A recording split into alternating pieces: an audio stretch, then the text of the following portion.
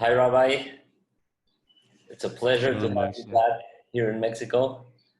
Thank you for Shalom. all the people that were involved in this project, and we're very excited to hear you. I don't think you need any introduction because your name goes before you everywhere.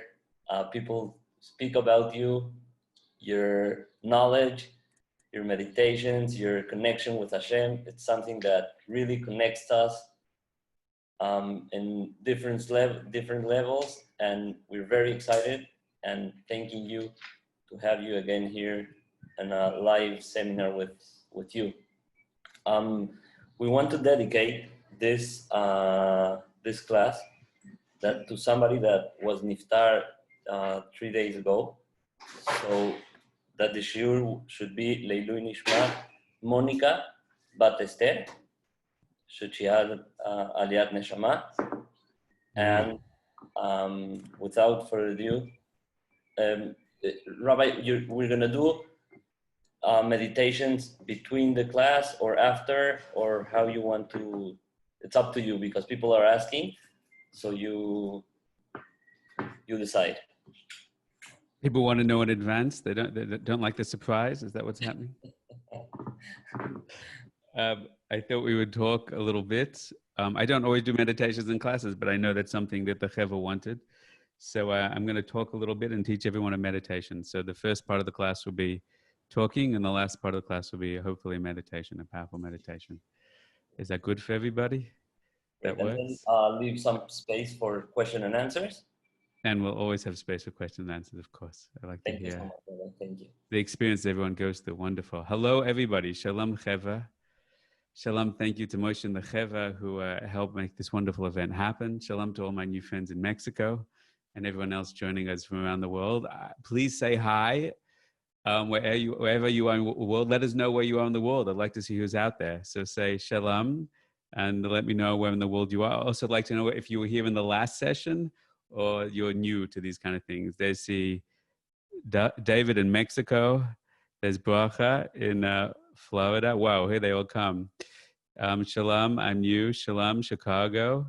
A lot of good names here, a lot of old friends, a lot of new friends, a lot of accents I don't understand in the text. Okay, wonderful. Shalom, shalom, everybody. And especially to our friends in Mexico that we're focusing on here tonight. Wonderful, so many of you turned out. It's kind of amazing these things happen. Okay, so let us begin together. I want to do something in some ways very, very simple today, and in some ways very, very deep. So there's a lot of things going on in the world right now, in case you haven't noticed. And I'm not one of these alarmist kind of people. I don't like to bang on the table and say Mashiach is coming every 5 seconds. There's different kind of teachers or rabbis that have different approaches to this. But from my understanding of things, from my teachers' understanding of things, we're really entering a critical phase right now in the world. And for the next foreseeable period of time, including the next few months and probably for the next 5 years, this is going to be an ongoing journey for us all that's going to kind of turn around our understanding of reality at its core. You know, they keep calling it the new normal, but that new normal is going to be a regular upgrade. Like all of reality was just in beta mode. Do you have beta mode in Mexico? And we're going to be getting regular upgrades coming soon. And Hashem is going to be pushing a lot of buttons. And that creates tremendous fear within people, tremendous insecurity within people, tremendous anxiety with people. And people I speak to around the world are feeling all kinds of different things they never felt before, certainly not to this degree. And part of it's just because of our addiction to social media and our addiction to the news. I mean, it's really literally like you turn on the news every day and you wait to see which city is melted down and how many people have died of a new disease and what's happening in the US with the government and riots. It's really so unprecedented. And from my understanding, it's not going away. It's only going to intensify. And I want to talk about tonight the way that we can begin to process this. I'm not here tonight to talk politically, and I'm not even here tonight to give you a class philosophically, hishkafically, to talk about what's happening, why it's happening, what Hashem's asking us to do. We can do those classes, but I wasn't asked to do that this session. I want to do something very panemius. I want to do something very internal. I want to do something which is just simply focused on how we process our inner world in a way that the situation does not continue to disempower, but begins to actually transform us to become stronger, to become clearer, to become more lucid and focused and productive in our life. And the truth is that fear and anxiety, besides being frustrating and annoying, they compromise the quality of our life. They compromise the capacity for which we are really expressing the depth of who we are in the world, and to act meaningfully and to act consciously. So much of the things we see in America and the debate about what happened with George Floyd this week, it's not just what happened to an individual. It's not what that says about the police force or the government or systemic racism. It's that we tear each other apart. We go left versus right, Democrats versus Republicans, or conservatives versus, the more liberal minded. And our response that we are doing to each other is equally and deeply destructive as the things that are happening out there. So I want to learn a Torah with you today. And it's a very beautiful, simple Torah. And I'm not really here right now as I teach Torah. I know it sounds like a funny thing for a rabbi to say. Of course I teach Torah, but today I'm really teaching about consciousness. I'm teaching Avoda, and I want to teach you a profound meditation. We're going to do a profound meditation, and I want you to tell me the response that you get from it. And because it's a tool that really, according to Torah, you're supposed to use every day of your life. Meditation, according to Torah, is not just something we do. We go to a meditation retreat, or we go to a nice forest and we speak. The ability to master one's consciousness and live in higher states of consciousness is truly, according to the Zohar, the essence of all of Torah and mitzvahs. And the 613 mitzvahs, according to the Zohar, is 613 pieces of advice, eitzot, of how to master the moment, how to use mitzvahs to master the moments of life, to enter into a deeper place of awareness.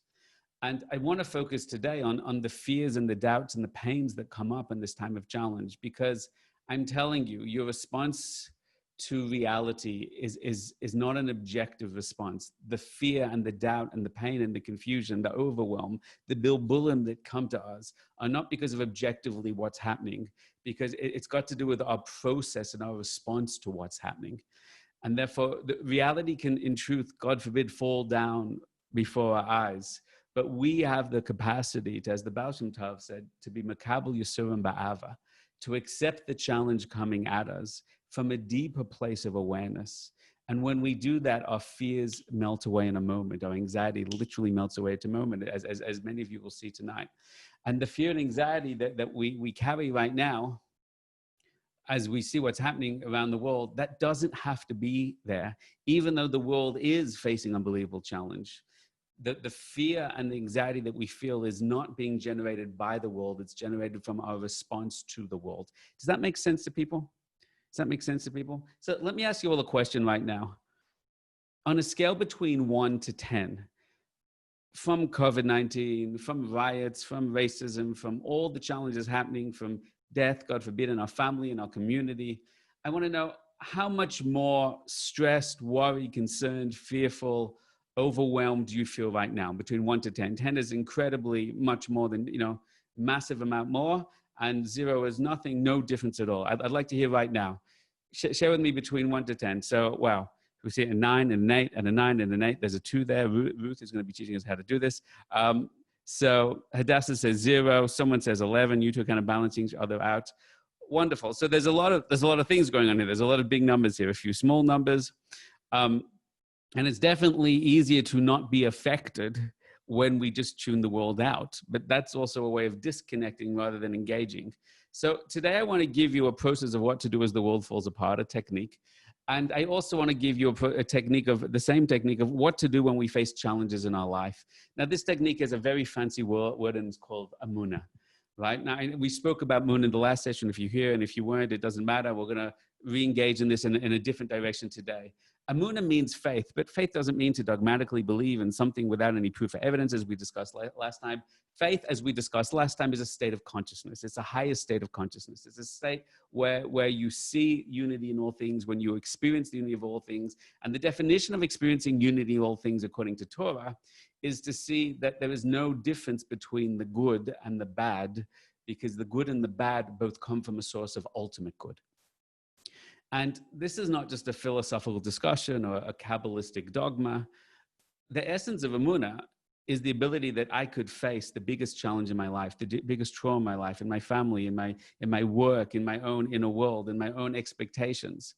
And there's no reason to ever be worried, ever have anxiety, ever have fear. Because there's a state within me which would radically shift my ability to process the moment. And the state within me simultaneously, when accessed, can radically shift everything I've experienced in my past. And I want to talk about that a little. I'm going to show you a very beautiful technique, and some of you may not be able to connect it to, but many of you will, and will have incredible breakthroughs from it. And I want to learn this to you. There's many sources we can learn this from, but tonight in front of me is open Likutei Moharan, and I'm not going to spend much time reading inside. This is not really a text-based class. I just want to talk to you heart to heart. But I want to begin with a few words. If you're interested in Likutei Moharan by Rebbe Nachman, you can see the fourth Torah, Torah Daled, and in Likutei Eitzot, which is also very beautiful, which is a collection of the more basically watered down teachings of Rebbe Nachman, just to be able to grasp them by his main student, Rebbe Nassan. So if you open up the really beautiful section called Savlanut, which is about patience, and patience and Emunah are really, patience and faith are really deeply connected, and each one empowers the other. So I just want to read you a little Torah, and I want to reflect on this because it seems like a little Torah, but you know, the secrets of all of the mastery of all of human consciousness is in these words, as we'll understand, and then God willing, we'll experience together. Adam yodea shekol ma'orasav hem l'toivasai zoyse bechina he me'ein olam haba. When a person would know that all the things that are happening to you are for your ultimate good. Now, this sounds like just a nice, sweet Facebook post. Everything's for your good. Everything's your benefit. Don't worry. Get over things. Everything's from God, and everything's God is good. We know these things, but we can know these things, but not know these things if you understand the difference. I know if you believe in God, if you don't believe in God, let's say a person believes in God. I know everything's for the good. So why are you worried? Why are you upset? Why are you frantic? Why are you anxious? Because we know an idea, but we don't know the idea. The Torah commands us. It's not something just to know it in your mind, but you have to bring that down to your experiences, that reality. What would your life look like if every challenge in every relationship, in your family, in your job, in your income, in your parnasa, what would your life look like if no matter what happened, where you were kissed or slapped, then you felt so connected, so grounded, so loved, so embracing of the moment that it would never knock you off kilter in any way? Is that even possible? How many decades of your life would you have to master yourself, overcome challenges to face that? And the answer is our sages say, especially the Kabbalists, especially the Tzadikei Emes, the Hasidic masters, they all say that this is a gift that we have innately implanted within us, a part of our consciousness called Emunah. So Rebbe Nachman begins by saying, when a person knows, not just knows intellectually, but is conscious of, hakara v'hagasha, is experiencing with a direct felt sense that all the challenges of their life are ultimately for their good. This is called the Ma'ein Olam Haba. What is Ma'ein Olam Haba? We know, according to the strict understanding, the historical Kabbalistic model of history, that there's two really realms of time. The time that we are in right now is called Olam Hazeh, this world, this reality, this space. And that's full of darkness, of pain, but of challenge and opportunity for us to confront our fears, our doubt, our lust, our ego, for us to say, what am I in this world for? What is my purpose? To make myself, to my world, a better place. This is the world we know, love, and are overwhelmed by right now, okay? But there's another idea. There's an idea that's called Olam Haba. And Olam Haba is the ideal state of the world. and the ideal perfection of human consciousness, where all of humanity will live in a state of utmost realization of goodness, of love, of the infinite unity of all things. And if you ever had, as we mentioned last time, a profound meditational experience, a profound breakthrough moment in your life where you jumped out of your body, where you had a profound supernatural experience in any way. So that's only a taste of, so to speak, what Olam Haba is. So imagine Olam Haba was that moment for all of humanity and all of reality all at the same time, indefinitely, meaning it goes on forever. And whether you think that's possible or not possible, it's true and it's a reality. That the challenge is when we have a spiritual experience today, a person can do what's called hispashtus agashmis. They can blow out of their body. They can have a transcendent supernatural experience. But then we come down to the struggles and monotony of challenges of everyday life, okay? But the goal of what's called Olam Haba, the world to come, is that there won't be that schism anymore. There won't be a duality anymore of higher consciousness and mundane consciousness, what's called that elyon and that tachton. That they will now be integrated together as one, that you will experience even a physical world and even the most physical elements of the physical world only as transcendent spiritual revelations. And that will be for all of humanity. Now, one of the key properties that's the messianic reality that we're heading towards. And it's not just something that we move towards passively. It's something that through developing our consciousness today, especially as Am Yisrael, when we develop our consciousness today, we're moving the world more and more towards that. And as meditation opens up, and as Kabbalah gets revealed, and Chassidus gets revealed, and as more of the Jewish people, more of the world move into those places, those understanding and states, eventually it builds the energy, it builds the possibility. And according to all our sources, from the Zohar to the Ramchal to the Vilna Gaon for the Baal Shem Tov, it eventually creates a critical mass, which tips the whole world into that place. Now, if I haven't lost you yet, the key of it is that what is one of the core properties of Olam Haba, of the next world? So one of the magic things is that the core challenge of this world, what's the core challenge of this world? So we say suffering, we say pain. So the truth about challenge, about pain, about suffering, is something is only hard, not because of what's happening to me, but because how I'm interpreting what's happening to me. And that's what we said. And then the deeper level of that, if we can take a step deeper, is that the true suffering behind all my challenge is because I don't know why this is happening to me. Why do I have to go through this? Now, this is a very deep point and a subtle point. When you have challenge with meaning, you actually have joy. When you have challenge with no understanding and no meaning, that is what generates suffering. So if you see that challenge is a central point that can turn to suffering or joy and excitement and passion, depending on whether you know why what's happening to you is happening to you. Now, I'm going to give you a very silly, if you will, stupid parable, but it works for me. And one day I hope to think of a better parable, but until then I'm sticking with this. And if you don't like it, you'll get your money back. Oh, you didn't pay anything? Oh, well, no one to complain to. So let's begin right here, right now. Imagine the following thing. Imagine a person wakes up every morning at 6 o'clock and they wake up in excruciating pain and their arms are aching, and they can hardly move their arms. Their arms are so tense and screaming, unbelievable agony. And suddenly at 6:30, it stops. And they're like, oh my gosh, right? And then they roll over. I don't know what that was. It's so weird. I have to go to specialists in the morning. They turn over. They go straight back to sleep. Suddenly at 6:40, 10 minutes later, their arms are suddenly, aching. Every muscle is stretching and aching. And it goes on for another 30 minutes. Now it's 7:10. Why is this happening? Oh my gosh, what's going wrong? I'm going to lose my life. My body's going to explode. And then all of a sudden, for 10 minutes, it goes completely calm. They go, oh, thank God, thank God. And all of a sudden, 10 minutes later, suddenly their arms and their leg and their back and everything is excruciating pain. Now imagine that happened to someone every single day, every single morning for 4 years. So not only, was that happening, they'd go to every single doctor and they'd take every single medicine and it didn't stop and they don't know why it's happening. And then they start to go, have I done sins and what's wrong with me? I don't know what's happening. And it's just that it's not just the pain, which is hard, but the feeling of why is this happening to me?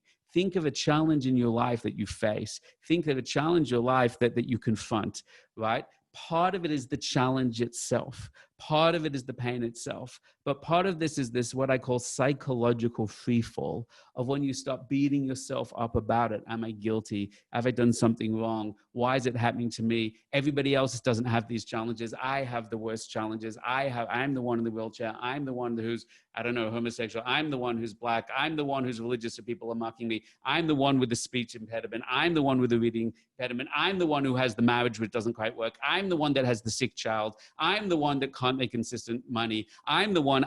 Everybody has this line that I have the worst problem and there's something wrong with me. And it's an absolute statement to me. Did you feel that? Think about your challenge. Think about the challenges that you have with your challenge. It's not the challenge that's the hardest part of your life. It's the challenge that you have with the challenge, which is the hardest part of life. Are you hearing me? Yes or no? Does it make sense to you? Give me yes or no, maybe. So if you understand that, now take the following thing. So this person, excruciating pain, half an hour, 10 minutes on, 10 minutes off, half an hour, another. And then all of a sudden in the back, the ache, another 30 minutes. Now take another guy B. Are you ready? Guy B is training for the Olympics, and he's training to be the top gold medalist in the Olympics, okay? He's going to be the weightlifter. And every morning he gets up at 5 o'clock, right? And he has a shower and he starts stretching. And at 6 o'clock, he lifts the heaviest weight in the gym and his arms are excruciatingly tense. But he's going, yes, gold, gold. And he works out for half an hour. And he puts down the weights and he takes a 10-minute break. You get it? And then 10 minutes later, he picks it up. And now his arms are even more exhausted and more depleted. And his whole body is shaking, but he does it for half an hour more and he stops. And then he gets on the full body workout machines. And now he's exercising his muscles and his back and his legs. Do you see what's happening here? That guy's not depressed. That guy's not overwhelmed. That guy is his muscles are aching to the exact the same degree, but he knows why he's doing it. And he's going to do it for 4 years straight, every single morning, because he wants gold, gold, gold at the Olympics. And the second he wins that medal, he's going to say that, I am so excited about every single day, every single half an hour. The difference between the first and the second one, both experienced exactly the same thing, but one was exhilarated and one was emotionally devastated, was simply because they knew reason for the pain. They knew the reason for the challenge. They saw the outcome of the challenge. They saw the destiny of the challenge. They saw the gift of the challenge. They understood why this challenge was exactly the ingredients, was exactly the prescription to get them to the greatness that they wanted to achieve. And therefore, not only did they accept the challenge, they ran towards the challenge. They got up, they picked up the weights. You understanding the distinction here? The challenges you face in life are not the main suffering we have.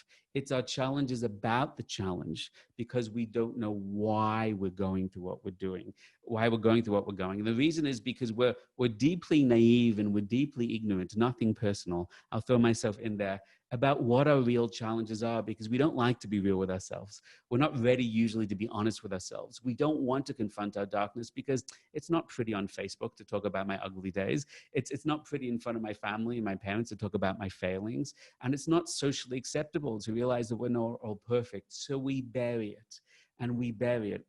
And we don't acknowledge our anger issues, our pain issues, our lust issues, our fear, our self-esteem issues. We don't acknowledge our doubt about God, our doubt about ourselves, our confusion about why we play the roles we play, why we're really in the relationships we're in. And the more we deny them, the more we don't confront them. And therefore, when reality throws a challenge at us that brings up our fears, our doubt, our pain, our lust, our ego, our addictions, then we panic. And we panic because I don't want to go there. I don't want to see this. I don't want to acknowledge that. And I push that down. And I don't know why this is coming at me in life. Why did I lose my job so I feel like a failure again? I don't want to feel a failure again. Put it down. Why is that person rejecting me? I just want to feel loved. Am I unlovable? I don't want to acknowledge I'm unlovable. I feel I'm unlovable. And I push it down. So I can never see or acknowledge what Hashem, through the challenges of my life, is bringing to me. And I can't acknowledge that it's good, that it's right, that it's helpful, because I refuse to acknowledge the darkness within me, which is the very thing it's coming to draw out to allow me to heal. I'm not saying this as clear as I want to clear. I'm going to say, I'm going to try this again. The number one rule of life, according to all of Torah, is that everything in reality, Hashem, it comes from Hashem. And Hashem controls everything. There's nobody else that controls those things. And Hashem ultimately loves you utterly and completely without any exception. There's no dark force. Saturn is only working for Hashem, and there's no other force but that. And therefore, everything that comes to you as a challenge is exactly the prescription that you need to confront the deepest part within you that you've buried, to release it, to heal it, to develop it, to open it, to elevate it, and return it and all of you back to a completed, elevated, holy, unified, vibrant, illuminated being, which you are before we fell. Are you understanding what I'm saying? And therefore, the reason we don't understand what's coming at us that is good for us, because we don't understand that I'm sick. If a doctor walks up to you and says, take this prescription, you'll need it. You say, I don't need a prescription. And you go, whoops, that's very unprofessional of me. You say, I don't need a prescription. And you say, what do you mean you don't need a prescription? You know, there's moments in life when you're giving a class on challenges and your phone's not even turning off. I've turned my phone off and it's still ringing. You ever had that before?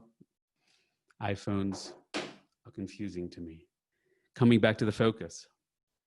Everything is from Hashem. Everything is for your good. When the doctor walks up to you and says, here's the prescription, and you say, but I'm not sick. He says, but you've been coughing and blood is coming out of your nose for the last 6 months. You go, no, everything's fine. I have a lot to do. I have a lot of work. I'm going to date tomorrow. Everything's fine. This is us in our life. So we don't recognize the prescription is there to heal the illness because we're afraid to acknowledge the illness. You got that? Again, silly parable, but you're bearing with me. I have something deep and meaningful to say if I can get through the parables. Now, here's the core of it. The core of it is the following thing. What is Olam Haba? Olam Haba, one of the core properties of Olam Haba, the world to come. The world to come means the future world, the future consciousness, the future perfection of ourselves and all of humanity. It's the place where you find out why everything that happened to you happened to you.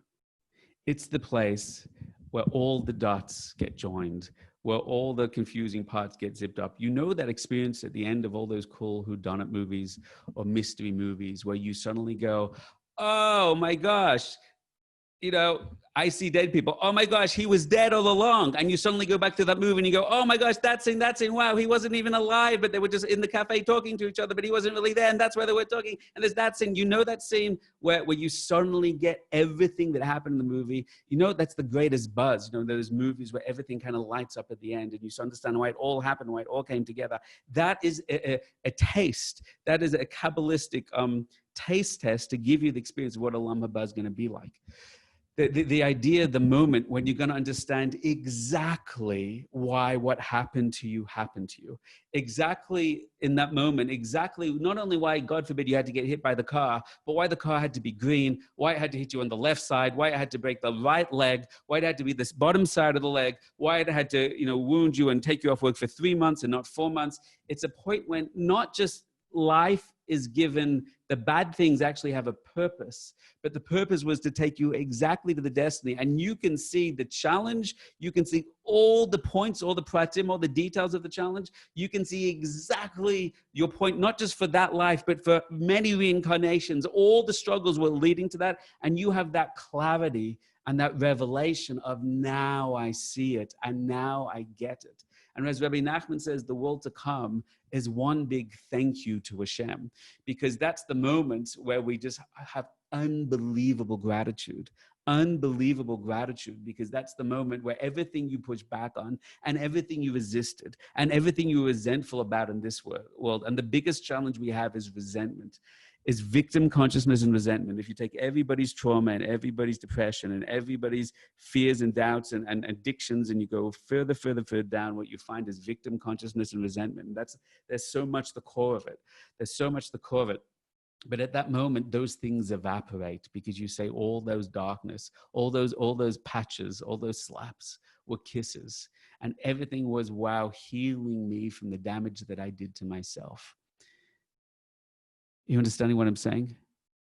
So Rebbe Nachman comes along and he says, like the Baal Shem Tov says, like it says in Tanakh, you can see in places like it says in the Zohar, you can see in places, and for sure in the Gemara, it discusses these, is that you can enter that world right now. You can enter that state right now. You can experience that blessing right now.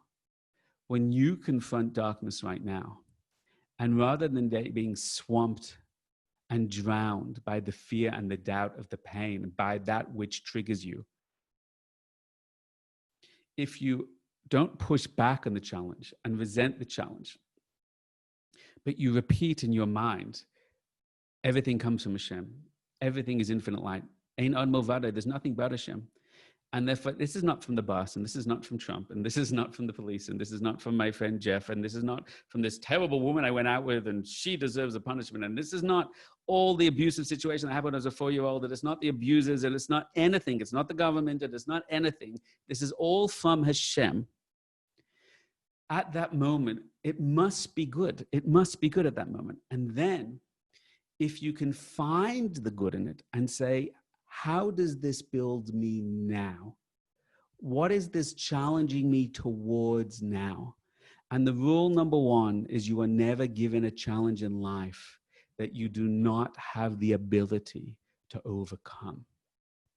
Overcome does not mean that the challenge comes at you and you push it away. If you lose the job, the guarantee is not that you'll get the job back. If you lose the girl, the guarantee is not that you'll get the girl back or the guy back. It's not like you'll become the billionaire, even if, your startup drops in the market. No. It doesn't mean you can't overcome it. It means that you can't grow from it and be good from it and be joyful from it and be happy from it and be blessed from the challenge as well as the good. And therefore, when the challenge comes at you, if you in that moment can connect to your higher consciousness, the higher consciousness in Kabbalistic and Hasidic writing is called Chacham, is called Emunah. It's actually called Olam Haba. There's a part of your state of mind. This is a little deep, and I don't want to go into too deep a philosophy tonight. I'm just trying to keep it simple. There's parts of our consciousness, and the higher we go in our consciousness, the more we transcend space and time. And it's a very, very deep secret in Kabbalah. Like if you think about something like, let's say there's some food that you want to eat, okay? And you shouldn't eat it. Maybe because you're on a diet. God forbid it's not kosher and you want to keep kosher. Maybe you're sticking to a very strong diet. You're doing this IF, intermittent fasting stuff, and you're not supposed to eat for 3 more hours, and then suddenly you put it in your mouth. So in that moment when your lower self, your animal self, your animalistic desires, in the moment the animalistic desires contradict your higher value system, how long does the pleasure last? The pleasure lasts 1 second, okay? And when you're in that moment, you're like, this is the best, right? You're binging on that thing. And a second after it, almost you haven't even swallowed it yet, when you pursue your physical desire or physical lust against your higher value system, the pleasure you get literally lasts a second, as long as it's happening and no further. And after that, you default back to a lifetime of why did I do that? You understand that? It's interesting. Now, emotions are one step up. Nefesh, ruach, neshama, chayachida. So emotions, the next step, the ruach, the step up. And that is if you have an emotion for something, you feel passionate about a person, and then you express that love even if you shouldn't. You express that fear even if you shouldn't.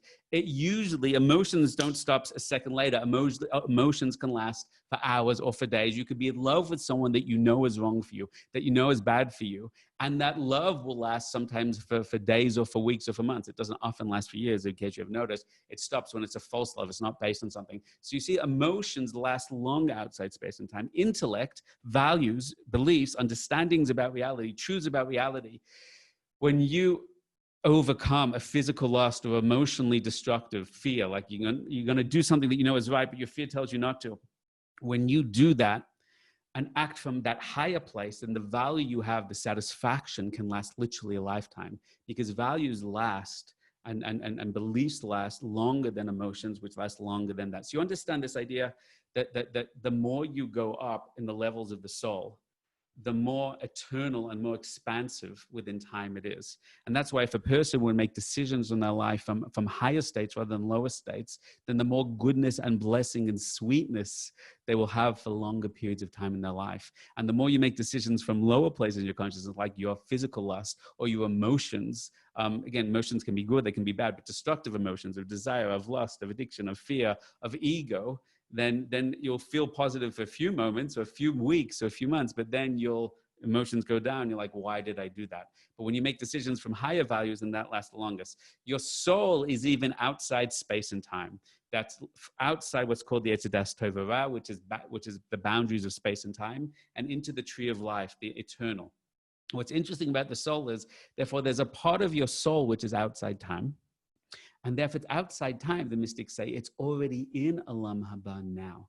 There's a part of your consciousness which is already connected to the possible world and the possible future now.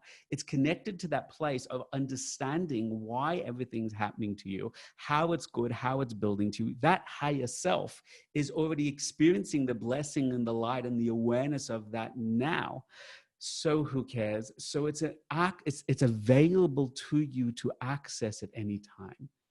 And you can have, in our suffering, in our pain, in our panic, when the boss says that thing to you, when your husband says that thing to you, when the kids don't do what you thought the kid's going to do, and you're overwhelmed, you're frustrated, Hashem, why is that happening? The miracle is, the supernatural thing is, there's a place where you can transcend the space-time consciousness called Das Tachton to the L'malam and Azman, L'malam and Makam, higher than space and time consciousness. And there you can begin to sense and to feel the goodness even in the challenge, the light even in the darkness, the transcendence even in the physicality. And you can draw that in, and that is unbelievably emotionally transformative. So the world to come is a place where we experience that even the darkness really was ultimate light. And we will look at every single challenge and every single pain and suffering, and we will see with 100% clarity why it was only a gift and we would have chosen ourselves. And the Talmud says explicitly, and there's many Kabbalistic sources that discuss this, that when you come into your life, you are told the challenges you will face, and you sign on a contract and accept them. Now, if you think of the challenges you faced in the last week, the last month, the last year, the things that have triggered you to no end, the thing that you push back on, I don't want that, I resent that. Imagine that there's a part of your soul, a part of your conscience that actually wants that knew what was coming and chose it. What kind of idiot would choose that biggest pain that you went through, that biggest trauma you went through, that thing that happened a year ago, 2 years ago, that you're still bitter and resentful and you want revenge over? What do you mean I chose it? You know what that person did to me? You know what the abuser did? What do you mean you chose it? Because you are not being real with your victim mentality, with your fear, with your lack of self-esteem, with whatever it is that allowed you to be vulnerable. And Hashem is giving you a gift saying, but you are greater, you are holier, have unbelievable self-love, unbelievable self-worth, unbelievable self-value. And if you access that now and you overcome that darkness and reach that point, these things will never happen to you again. And you will teach thousands of others how to do that, etc., etc., etc. So that place, that state, that awareness called Olam Haba, of seeing that even in the darkest challenge of your life is ultimate good, to the point that you can say, thank you. Thank you. Rebbe Nachman says we have to thank Hashem for the bad as much as we thank him for the good. The truth is we don't thank Hashem for either. I don't thank Hashem for the bad, and who has time? I can't be bothered to thank. I say thanks Hashem for the good, and I go on with my life, at best, on a good day. But we have to deeply thank Hashem for the good. That's lesson number one. It's so obvious, I'm moving past it, but it's not really obvious, let's be honest. But then even deeper, even more, then we have to radically learn to say thank you for the bad. Now listen very carefully. I'm not giving you a share in philosophy. I'm not giving you a share right now in Chassidus and Kabbalah. If you ever heard my class in Chassidus or Kabbalah, they don't sound like this. I'm talking to your heart right now, and I'm teaching you a meditational technique right now. If you would go, when you face your biggest challenges, your biggest pain, your biggest trauma, whatever triggers you every day, if you would calm your mind, Yeshua, settle your consciousness, enter into the deeper place of that light, bring up that pain, bring up the fear, and say thank you, and find the good in the situation, you would find something miraculous and incredible would happen, is that the fear and the doubt and the pain vanish literally in a second. At the beginning, it just goes down a little. For some people tonight, it'll go down a lot. But the more you learn to do it, you literally can face challenges beyond your current understanding of how this is possible, and literally begin to realize that I am connected, I am loved, and I bring this on, and I'm satiated by it and healed by that, and I feel blessed by it. I feel blessed by the challenge. And that's a new you and new possibilities. Is this making sense to anybody? Say yes or no. Everyone give me a one-line feedback right now. I need an emotional check-in from you all. Give me 1 second. I pretend to disappear.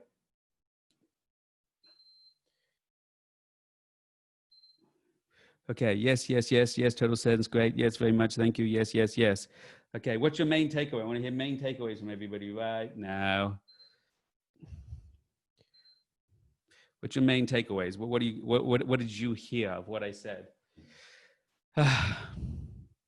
Let me hear as they're coming in right now. Freedom to learn. There's only light and good. Challenges are actually the potion for healing. That's nice. You should write.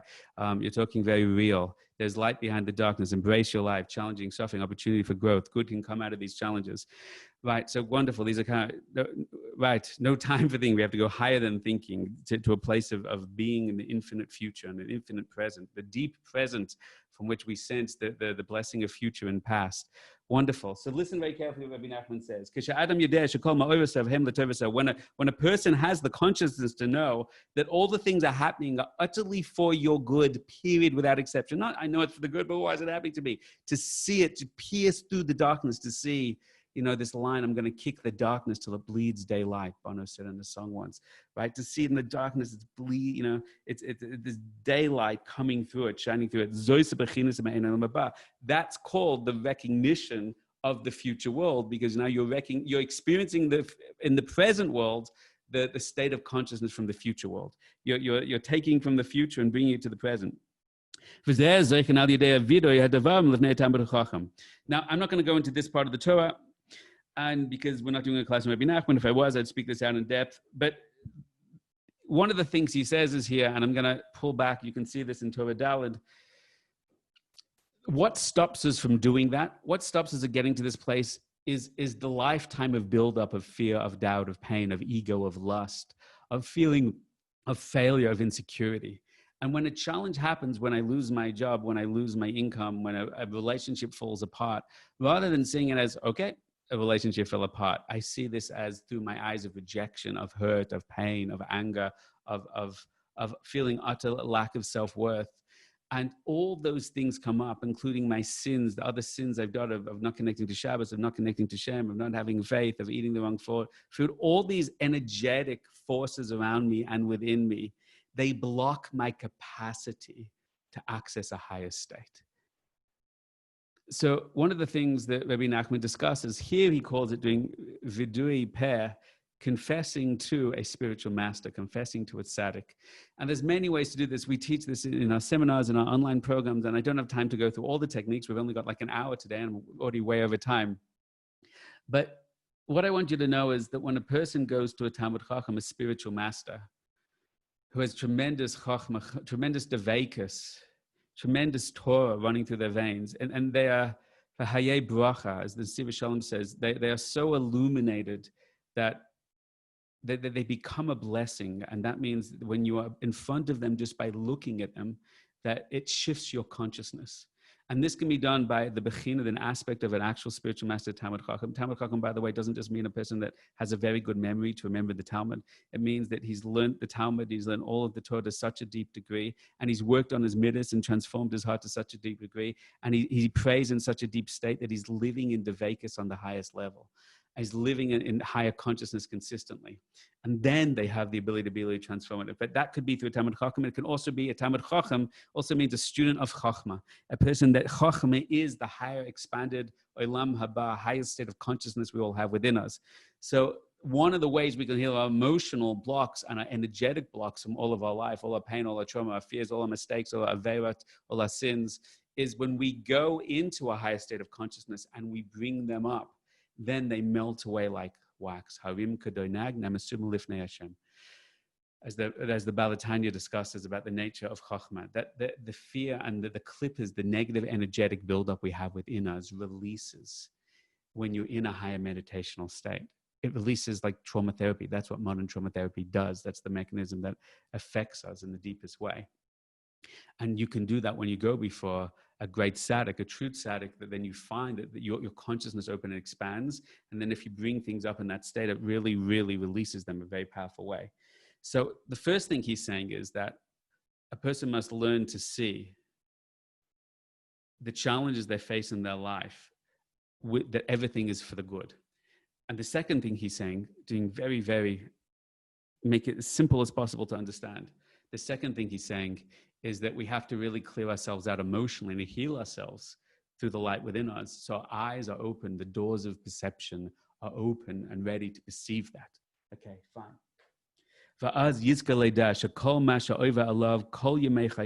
When a person can begin to see that everything's good and release the fear, the doubt, the pain, then a person's consciousness, mind will open up, to know, to be aware, to feel, not just say it intellectually, to truly feel, to resonate within all of your being in total alignment. That every single thing that has happened in your life is completely and utterly and only for the good. Because everything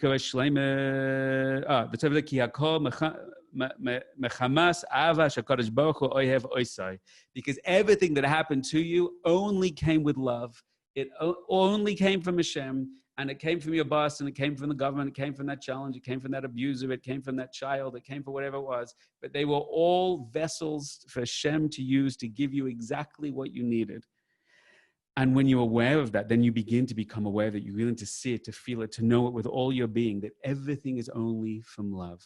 To be makabel yisurim ba'ava, says the Baal Shem Tov, to accept your suffering love. Accept means you accept it. You don't kick back on it, as he's going to say. It means you receive it. You choose it. This is what truly perfects the consciousness of a human being. And this is what truly indicates the perfection of your consciousness, is when, without going into what Das is, in Kabbalah, if people actually learn Kabbalah, Das has chasadim and gevuras. There's two dimensions of Das. There's the part that's aware of the revelation, there's part that's aware of the challenge. The Shleimus of Das is when those two unite and you don't see the difference between darkness and light anymore. What psychologically breaks every single one of us is the division between everything's good, everything is fine, everything is okay, but I'm overwhelmed, but I'm afraid, but I'm anxious, but I push down my anxiety. So we live as fragmented beings and all psychological ill health. And I mean that from, the worst disease, the worst fragmentation, whether it's bipolar, psychological breakdowns, and, all these kind of things, but just normal human functioning. We function with a constant duality and fragmentation of positive emotion or negative emotion, and trying to stay in positive states and overwhelmed by negative states. But the perfection of human consciousness, which is all of Chassidus, is about teaching you how to do this. It's about teaching you how to live with this and teaching practical techniques that you can really do it. That's what we try and teach in the elevation, is the practical techniques to make this successful. And it really works. It's quite phenomenal, though, because this is not just a book of theories. These are real practical tools that are really cutting edge, even in 2020. Is that you don't just see the challenges that are coming at you in the external world as ultimately good. But classic Baal Shem Tov approach is, even as your fear comes up, your lust comes up, ego comes up, you even see within them what is the good part of ego that can be used in a healthy way. And at that moment, you break off the destructive ego and your healthy ego emerges. And you see what the terrible fear, it is called halat amidah. Fear, there's overwhelming, anxiety is overwhelming, but everything in the world has good. And even what comes up within you has good. And therefore, if I'm not overwhelmed by all the negative, destructive emotions, even the trauma is some kind of self-protective mechanism that could be realigned and re-elevated and reintegrated. Oila v'nichlal, be re-elevated and integrated back to my holistic consciousness. So this is the challenge, and this is the opportunity that this approach of Emunah, this approach of savlanus, this approach of finding good in everything and reintegrating that good, leads to Shleimus Hadas. And the indicator that your consciousness is more and more healed of your traumas, of your past, of your history, of your challenging childhood, of your challenging this life, other lives, whatever it was, the litmus test of the healing of consciousness is that they can see that bad and good are really one and the same, which is all good, which is all love. And that comes from exercising that by finding good in the light, in the challenge constantly. And this this is the litmus test, if you will, that you do not resist the hashgacha. You never resist the providence. You never resist when it's coming. No, I don't want to lose my job. No, I can't let this relationship fall apart. No, the stock market can't crash. No, I can't believe that person did that to me. No, I'm going to fight back. I'm going to get revenge. I'm going to destroy it. No, because I can't accept it. Don't kick back on reality, because reality is just Hashem, and Hashem is pouring good upon you. Don't kick back on good. Don't kick back on love. Don't kick back on blessing. But I don't see it as good. I don't see it as love. I don't see it as blessing. Quiet in your mind. Close your eyes. Connect to a deeper place and turn on the perception of light and love and blessing. And open your eyes again and pierce through the darkness till it bleeds daylight. Find that good. Find that light. And you will find that will emotionally in that moment transform you. And it will actually cause the external reality shift. When you change your internal reality, says the Baal Shem Tov and many other tzaddikim, including Rebbe Nachman, then you change the external reality, external providence as well. Because all the reality is midah keneged midah. All the reality, if we like to call it karma, what's happening to us is really coming from us. So and it's coming at me to awaken my fear, to awaken my ego, to awaken my doubt. Why does Hashem want to awaken my fear and my ego and doubt? Because he wants you to work through and release your fear, work through and release your pain, work through and release your doubt. And you can only release something when it comes up and releases before consciousness. Only through consciousness can we release. So we have to become aware of it. We have to confront it. So Hashem is creating challenges around you to bring up your doubt, to bring up your darkness, so it can be released within the light of your consciousness. And when you see that, and when you know that, and when you get that, you clap your hands. You say thank you. You say, bring that on, bring that in, bring that up. Because now is the time when I can truly heal it and release it and elevate it. Are you with me? You, not them, you. Find them. So this is what he is saying. Zeh ikar shleimus hadas shel ha'adam, that you should not kick back and do not become overwhelmed. One way of kicking back is we try and change. No, I won't accept it. I'm going to call him up 1,000 times until he answers. That's number one. And another one is we become overwhelmed. It brings up all our fears, all our doubts. We can't sleep, we can't eat. We walk around getting revengeful thoughts or angry thoughts or bitter thoughts or fearful thoughts. It's called bilbulim. It comes up from our heart, from our emotions. It's ma'oira the lave, and it comes into our imagery in our mind, and we just start reliving the same cycle, circular thinking patterns over and over again. And we get overwhelmed and we lose our consciousness. Our das goes into gullus, our consciousness goes into exile, and we lose our power, our strength, our courage, our capacity to choose. Because where are we now? We're just caught in the bilbulim, right? So I'm no longer fighting the external world. I'm just fighting my shadows on the inside. Fine. He says that's what happens to us. So when a person learns not to kick back and not to be overwhelmed from all the challenges coming at me, all the things happening in my everyday life, sha'ovim love that happened to you, rak ya'amin she'akol l'tovasar hanitzkis, is the key is to believe that everything is for your eternal good, not your momentary good. Momentarily right now, pardon my French, it sucks. I really wish this wasn't happening. Do anything to make it stop, fine. But if I realize why it's happening, then I get it. Then I get the meaning. When I get the meaning, I realize it's the good. When I get the good, I realize it's the God. When I get the God, the challenge itself becomes blissful. The pain itself is not just not suffering, it's actually revelation.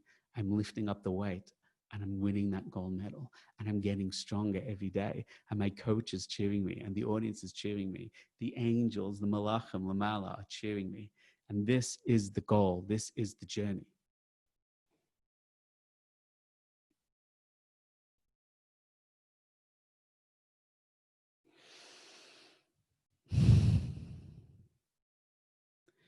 Just letting that sink into all our hearts. A tzaddik that I was by for many years, a heilige Yid, a holy Jew called Tzvi Meir Zeberberg, he once said to me and a friend, he says, we were talking about, I want to know why this is happening to me. So many people, they come to me with their problems, with their challenges. They say, Rabbi, why is this happening to me? And the Tzaddik said to us one time, he says, we never say, this is why Hashem is doing this. We never say, this is why this is happening. Because Hashem's mind is so deep. His thoughts are so complex. When he does something to you, he's doing it to you in this life, in all the levels of your soul, and all the levels of consciousness from this life and other lives, and all the souls of the family's trees you're connected to, and all in the infinite world. So it's very dumb for a human being to think that we can understand the cosmic map of reality and the interconnectivity of all of things, right? And that we say, this is why Hashem's doing it, as if we know. So we never claim to know when a challenge comes at you, I know why Hashem's doing this. But you can know, what can I learn from this? The what can I learn from, not why Hashem's doing this, but how can I grow from this? What can I learn from this? Those are the questions that turn your mind from victimhood, disempowerment, stuck and broken, and nothing will help, to curiosity, to openness, to the capacity to embrace the moment, ride the wave, dance in the storm, and turn the challenge into something extraordinary. And it's not with a line. What I'm trying to explain to you, and I'm not encouraging you to ever say, this is why Hashem did this, because that's a dumb thing to say. But you can say, this is one of the things that I think Hashem wants me to learn from this, right? Because remember, Hashem knows what you can know, and he knows what you don't know. He knows that you can't understand how this is affecting the angels in the world of Yetzirah, and how the Shef and the Chis is coming down through your Shorish and the Shama and to certain other family members that are connected to your root soul in other parts of the world. He knows you don't know that, and you can't know that, and you won't know that till Olam Haba. But he does know, and he can see, and he can sense that you kind of know that you get stuck in your fear, and you kind of know you sell yourself out, and it sabotages you, and that you know that this moment is going to bring up that fear, and that you know in your heart this relationship was not good for you anyway, and you know that you could do better than this, and you know this is just going to disconnect you from yourself and your soul and your heritage and people and your destiny, and you're too afraid because you don't have the self-esteem to move on. And he knows that you could know that if you were confronted by that fear. So I never say this is why Hashem is doing it, but I can say, what could Hashem want me to learn from it? And that is the beginning of seeing the good. And that is the beginning of becoming great. And that is the beginning of kicking the darkness till it bleeds daylight, till the point where you can thank Hashem for it, bring it on, embrace the challenge, transform in that moment, and experience the world to come and perfect your consciousness, all for the same price. I want to give you a little experience right now of a meditation just to show you what's possible. I don't know you. I don't even know who you are, where you all are. And this is an hour and 15-minute session at most. We'll probably go a few minutes over. I hope you forgive me. And it's so silly to try and achieve anything of significance. So I'm just going to share with you a technique. And it's going to sound complex when we do it. And you're going to go, wow, where's that from? But this is literally just Dveikus and Emunah. And I'm following meditational techniques that our sages say. We have a whole online program. We teach these things. You can check that out if you want to learn more. But at the end of the day, I'm just following mainstream techniques that the Hasidic and Kabbalistic masters teach, which basically says, if you go into Dveikus, if you go into higher consciousness, and you bring up your fears and doubts and find the good in them, then in real time, the clippers and the negative energy and the negative emotional buildup will dissipate and release, period. And while I don't have time to talk about it right now, I want you to know this happens in the present moment, and this happens for all past moments. When in the moment right now you faced a challenge, that person screams at you, that person on Facebook yells at you, it happens, every kind of day. In that moment, I can respond, I can be reactionary, or I can be revelatory. Is that a word? And I can go up to that place and I can see that this is coming at me to trigger my insecurity, and I can release that insecurity and come back into, to the deep present moment. I can do that infinite work and healing and shift that. That's number one. And we're gonna play around with a little of that today, a challenge that we're facing in our life right here and right now, number one. But this is also really the Torah approach to therapy, tshuva, and through Dveikus, transformation through Dveikus, is really the Torah approach to all of therapy. And it's as radical and powerful as the most powerful therapies out there, because it really is the most, all those therapies out there on a cutting edge level. And what it basically is saying, that all of your fear and all of your doubt and all of your challenges, all of your trauma, what happened to you when you were 4, what happened to you when you were 16, what happened to you when your parents got divorced, what happened to you when you had abuse, they were the exact same challenges, that something was happening to you and you didn't know why it was happening. And you took it personally and you built a narrative that I'm a victim, that I'm helpless, that all men are, that all women are, that I will never be loved, I will never be safe, I'm deeply insecure, everybody's out to get me, etc., etc. And all these things live within us, all these clippers live within us, all this year and a fuller lives within us, is because when they happened to us back then, we didn't have the consciousness, we didn't have the skill set, we didn't have access to the Vekas, all the tools to have the Emunah in the moment and to find goodness within it. So it builds up in our hearts. But the power of what the Baal Shem Tov wants to give us, and what Rabbi Nachman's teaching us, is that you can do that work retroactively. When you go into the Vekas, you can bring up that challenge when you're 14, when you're 12, when you're 11, last week, when that person got divorced, when that person suffered from that abuse or that accident. When in that moment you were traumatized, you held on to the fear. You didn't resolve the fear. You didn't resolve the anxiety. You didn't resolve that sense of abandonment. It's blown up 20 relationships since then, right? Because you never knew why that happened to you, one that was about what you were supposed to learn. So you held onto it unresolved, building up in your consciousness, attracting more proofs with your confirmation bias that I am abandoned, I'll never be abandoned. But you can take that and you can lift that up into the light, and you can say, why did that happen to me? You can self-author your past, and you can say, why did that happen to me? And what was the gift? And what was the opportunity? And what was the blessing? And what did Hashem want to teach me? And what does he want to teach me now? And when you ask those questions in Devekas, radical things happen, radical releases and breakthroughs happen. I've done this with thousands of people around the world. I'm going to do it with you right now in 15 minutes. Are you ready? Say yes. Give me a one-line feedback, how you're emotionally feeling right now. Give me an emotional check-in before we start. I'm going to make a bracha. Baruch atah Adonai Eloheinu melech haolam shehakol nehir b'dvoroi.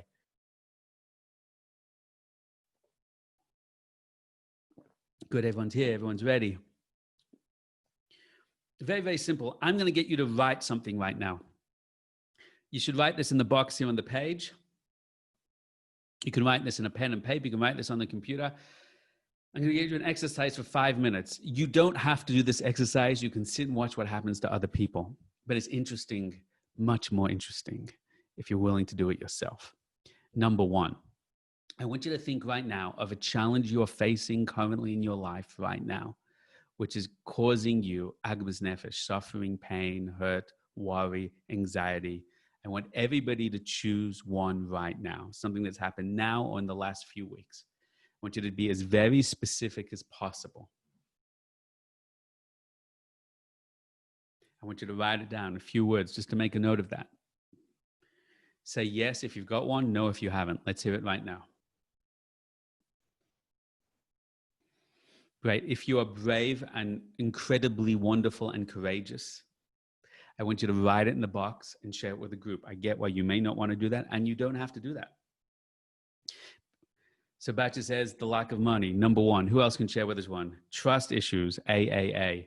Couldn't even write their name. They wrote AAA, so that illustrates the point. David says in debt. I'm sorry to hear about that, David. Esther said, just found out my mother has leukemia yesterday. Okay, I'm sorry to hear that. Okay, I want you to choose what is one core issue you're having at the moment. Death of a young sister, Gavalt, I'm sorry to hear. Chance something at my daughter's wedding. Being ignored. Okay, I want you to think of very specific challenge, arrogance issues you're facing right now in your life. Very specific. And the more real it is, the more helpful the situation will be. The more specific it is, the more helpful the meditation will be. Wonderful. Number 1. There's a Faye David Ansel. Okay, great. Number 1. Number 2. What is the core emotions this challenge brings up for you?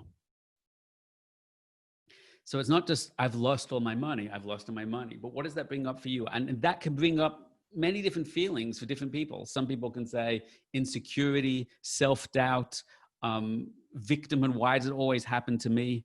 I want you to tune in to emotions, to specific emotions. What's the specific emotion that this challenge is creating for you, bringing up for you? So if a person says a relationship issue, so here now they come: abandonment, loneliness, fear, scared, sadness, anxiety, rejection. Wonderful. Okay. More and more anxiety, embarrassment, shame, frustration with anger, worried, unhappy. Fantastic. I'm sorry you have all this. That's not fantastic, but good. So first thing when people say to me, why is this happening to me? The first thing I always say is to bring up your bad midas. Because if you had good midas, if you had good, clean emotions, you would just celebrate Hashem in every moment. That's what he said. Shleimus Hadas, the litmus test is, wow, this is wonderful. It's a growth opportunity. I'm seeing the good here. And therefore, the reason it's happening to you is to awaken our fears, our doubt, our lust, our ego, our pain, our loneliness, our desperation, our fear, our discord, etc., etc. So fine. So number one, the situation happens. Number two is what's the emotion it brings up. These are the bilbulim. Number three is what are the beliefs and imageries that it brings up. So the relationship just blew up, number one. Number two is it makes me feel abandoned. Number three is that the belief is I am unlovable. And I see images of all the time people abandon me because I'm always unlovable and I'll never be married. Do you hear that? First is the external situation, the hashkacha. The hashkacha is ma'ora, the klippa, the negative emotion. The klippa generates a belief. Now I want you to sense into what's the core of the belief it's telling you. What's that belief, or what's the imagery, or what are the associations you have in it? I'm not good enough, says Isaac. I can't hold on to the people I love, says Rachel. That I don't deserve to be married. I'm in the wrong relationship, says Miriam. Fear of losing a buffer in this world, unworthy. Now I want you to start thinking about the beliefs. You see what we said, when the challenges happen, we're not responding to the challenges. The main challenges are challenges about the challenges. I am unacceptable to him. I am not lucky. I am shlemazel. I have no mazel, no luck. Fear of losing this relationship. I'm going to lose it. Is everybody aware and sensitive to what we're saying? These are the bilbulim, the emotions and the beliefs and the images and the memories that get triggered when the external event happens, right? Number one. Number two is the emotions that comes up. Number three is the beliefs and the memory and the imagery and the projections from those emotions. Number four, I want you right now to put a number next to those emotions and a number next to those beliefs on a scale from 1 to 10, where 10 is the most overwhelmingly intense, and 1 is almost not there at all. 0 is not there at all. How intense are those emotions? Each individual emotion, put a number next to it. And how intense and hardwired does that belief feel? So now I want you to share it. I want you to make sure that you record this. If you put it in the box, that's good. And I want you to also record it on your computer or write it on a piece of paper next to you, because we're going to see if we can shift it right now. 10 for all of them, says Ariel. Jess says 5 to both. Miriam says 10. Michael says 10. Miriam says 5 for emotion, 7 for belief, 6 for embarrassment, 8. Okay, and we're getting there. 10 for emotion, 6 for the belief, 10 and 3, 11 out of 10. That's pretty big AAA. Okay, so here we go. This is very simple, my friends. Number 1 is what is the situation? Number 2 is what is the midas? Number 3 is what is the dimyonis?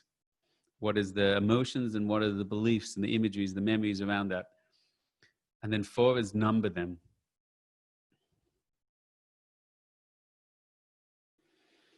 And then 5 is Devakas. 5 is Emunah. This is what we're going to do. We're going to do a 10-minute meditation right now. And I'm going to tell you what I'm going to do. I'm just following what are the tzaddikim of our tradition, the masters of our tradition taught us. I'm going to help everyone calm their minds to a quiet, still place. Hashkata, Yishuvadas, silencing of the mind. Then we're going to help everyone get into Devakas to connect even a little bit to the infinite light within them. When you're in that light, when you feel that energy, you feel some of that divine connection. Then I'm going to ask you to bring up some of those emotions and bring up some of those beliefs. I'm going to ask you to thank Hashem for them. I'm going to ask you to look into them and find the good in them. Why are they coming to you? What does Hashem want from you? And what does he believe that you could do from this? And the more you see the good and the more you can thank him, the more you can embrace it, and the more you can begin to sense using the light, leveraging the light to pierce through the darkness, to see the light in that too. Then we may just shift that which we carry, because we've opened our eyes, we've seen the truth in the challenge, we found its good, and the dark emotions, the shadow emotions that are being created and awakened through this challenge are not awakening because of the challenge, they're only awakening because of our perception of the challenge, because we're seeing the challenge through the bilbulim, through the dimyonis, the chazed achai alma. We're seeing it as, the illusions of reality, rather than the divine good and love that's within it. And when we suddenly see the challenge as light and revelation and an act of caring, because we see this is going to get me the gold medal, this is going to get me that breakthrough I wanted. The challenges you face are actually the answers to your prayers to grow and to be blessed even more in your life. When you pray for growth, you pray for breakthroughs. When you pray for infinite light and blessing, Hashem says, good, I'm going to help you get the blocks out of your system that are blocking you from that, so that you can achieve that. And he does that through challenge. If you can see that light and that goodness in that challenge, my friends, then at that moment, your emotions and perceptions will radically shift. You no longer feel that fear, doubt, anxiety, and pain, at least not to the same degree. That's my hypothesis for a little 10-minute meditation. Of course, it takes more to do this in depth, but we have enough to begin with. Are you ready? If you don't want to do a meditation, log off. You don't need to see this. But if you're serious, you're with me right now, let's play the game. I want everyone to sit straight in their chair, uncross your arms and your legs, sit up straight if you can. I want you to make sure 100% that you're with me right now. And I want you to commit, if you're going to do this meditation, you're going to give it all of your attention, all of your dedication. You're opening up to the possibility, even if you don't believe in God, for the next minute, we're committed to being 100% here together. And we're going to give this our heart and soul. And we're going to use our commitment to the energy of the commitment of the group to see if we can unite our consciousness, called his kashrus, together to help us attain levels that we wouldn't be usually allowed to receive usually. Everyday level. So I need everyone's commitment. If you're 100% committed to give this for the next 10, 15 minutes, our heart and soul, I want you to write 100% in the box right now. Let's see it. I'm going to see how many people do this right now. So I want your energy and I want your commitment. And this itself puts us in the right state. So when Shida said 1,000%, they're not allowed back. Okay, here they come. It's a lot of 100%. Okay. So wonderful. Here we go. We're going to talk through this together. Here they come. Uncross your arms and your legs. Stop posting these things already. Here we go. Hashem yichud kudsha b'richu shchintei b'dchilu uchimu l'ched shem yud hei b'vav hei v'yichud shem shem kol Yisrael v'hi noyam adonai leheinu aleinu ma'aseh yodenu konena aleinu ma'aseh yodenu koneneu. Okay. I want everybody, just, if you've ever done any mindfulness, if you've ever done any calming or quietening of the mind, just begin whatever process you naturally do. Just want you to begin by allowing your shoulders to relax. Allow your shoulders to feel warm and relaxed, warm and heavy and relaxed. Allow your arms to feel warm and relaxed, your hands to feel warm and heavy and relaxed. Allow your fingers to just melt, your hands to just melt. Wonderful. Your hands are relaxing, your arms are relaxing, your shoulders are relaxing even more, your torso, front and back, chest and back, stomach and lower back. Everything is feeling warm and heavy and relaxing. Your hips are relaxing, your hips are relaxing. Allow your hips to relax. Your legs are warm and relaxed. Your feet and toes, just choose that they relax. If they do, if they don't, that doesn't really matter. They're fine. Just choose it anyway. Allow your toes and feet just to melt into the floor. Melt into the floor. Melt into the floor. Your feet are relaxing, your legs are relaxing, your hips are relaxing. Torso, front and back. Shoulders, arms, hands, fingers. The top of your head is relaxing. Your temples are warm and relaxed.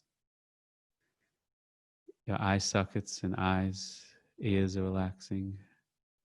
Your nose and your mouth, the muscles around your mouth and eyes are warm and heavy and relaxing. Your jaw is relaxing. Your jaw is relaxing and relaxed. Wonderful. Right now, there's a whole busy world happening around you. I want you to let go of everything that happened today, of everything that's happening in the world around you in the present, of everything you're expecting in the future. I want you to relinquish your need to control it, to affect it, to need it, to be connected to it. Rebbe Shel Olam, Master of the universe, the infinite light, source of all reality and creation, you are creating us all right now. You are pouring light and consciousness into me right now because you love me. And therefore, I choose right now to give you all my attention, all my focus, and I relinquish my attention and my focus from everything else happening in the world around me. Source and light that's generating all of reality, that's creating every cell of my body right now, that loves me in every cell of my body right now. I choose to connect to you, all my attention right now, all my focus on the light within right now, in the infinite present moment right now. I let go of everything that happened today, everything that happened the whole of my life, everything that happened in my past lives, all the things and people I'm responsible for, including my family, my own children. Hashem will bless them and protect them. But I pull back all my attention threads, all my needs to help, to support, and I give all my attention just in this moment to the light above me. And I detach and uncouple from all my expectations of the rest of the day, of the future, of the past. I give all my attention to Hashem, Yud, Hey, Vav, and Hey. The divine name, if you can picture it with light. If you don't know how to picture it, just choose and believe that we're connecting together. As I say the letters, the light comes to you. Yud, Hey, Vav, and Hey. Yud, Hey, Vav, and Hey. It's kashrus. I want you to realize right now that we are connected, even though we're all around the world, we are connected in our consciousness more than the distance of our physical bodies. We are one heart and one soul.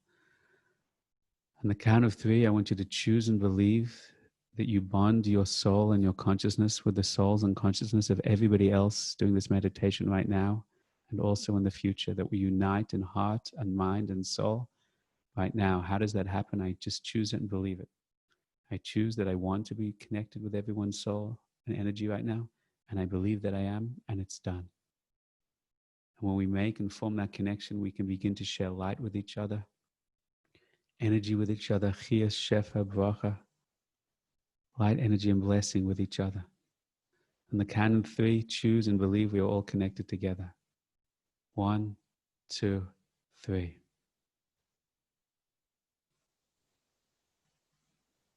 On the count of three, choose to strengthen that connection that you give and receive tremendous energy. 1, 2, 3.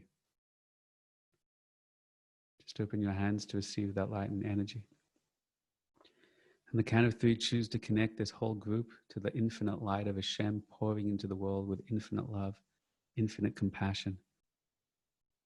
Choose that that light should flood down into the collective consciousness of the group. 1, 2, 3, choose and believe it now.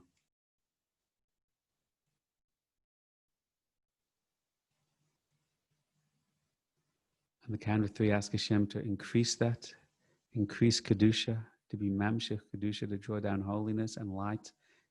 See it coming down like a waterfall to the combined consciousness of this whole group, surrounding us and within us, surrounding us within us. See it and choose it now. And now ask Hashem to increase that holiness and that light to elevate us all now. Like we're turning up the volume. You don't have to beg Hashem, He wants to do it. He's doubling it again and doubling it again. See it like a waterfall pouring in. 1, 2, 3. higher and higher. 4, 5, 6, 7, 8, 9, 10. Share that with the whole of the group. Receive that from the whole of the group. Relinquish your body, relinquish your emotions. Fall into that place of light, of connection, of holiness.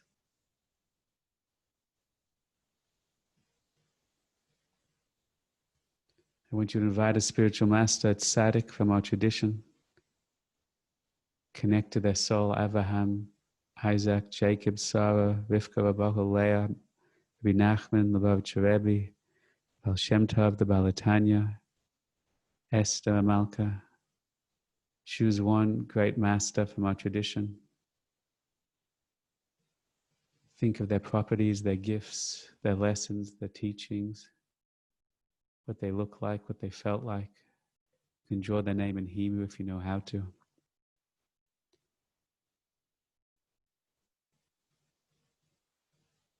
the count of 3, I want you to choose and believe that your soul is connected to theirs, that theirs is connected to you, so you feel their presence with us right now. It's Kashas to Tzaddikim. 1, 2, and 3. Connect to them right now. On the count of 3, strengthen that bond so you can really feel them. 1, 2, 3. Strengthen it right now.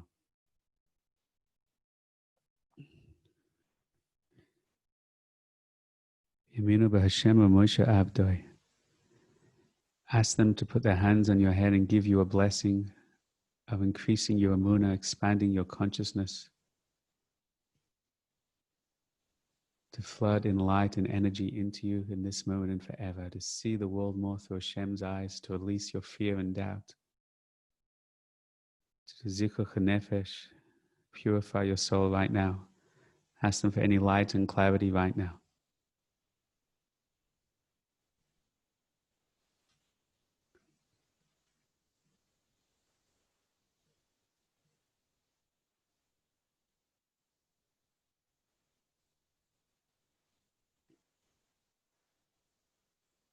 Wonderful.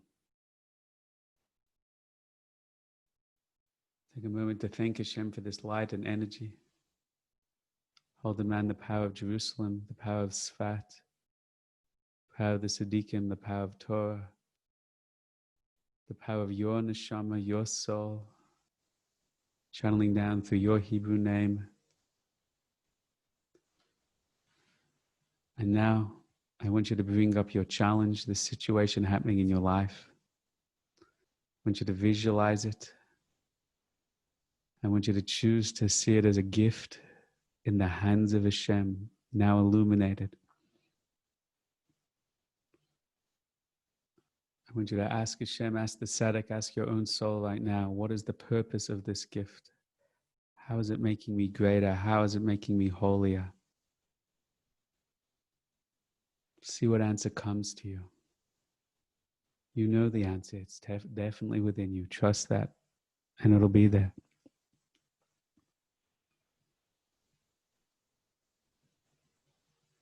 See the same situation flooded with divine light. Realize that whoever you blame the situation on, that person's really a puppet in the hands of Hashem. What is Hashem pitching to you that your upgrade should be? What is He telling you you could reach for within your own soul? What are the resources He wants you to tap to overcome this?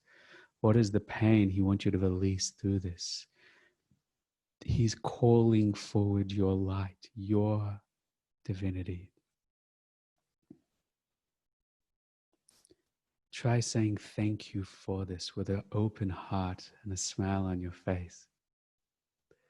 If you need support, connect to the light and the love of the group right now and share light and love with everybody. Can you thank Him for this because you know in your heart it's really good? What are the beliefs and feelings you could have in response to this? What's the gold medal He's giving you? He's teaching you to believe in yourself because He's saying you can and you are worthy.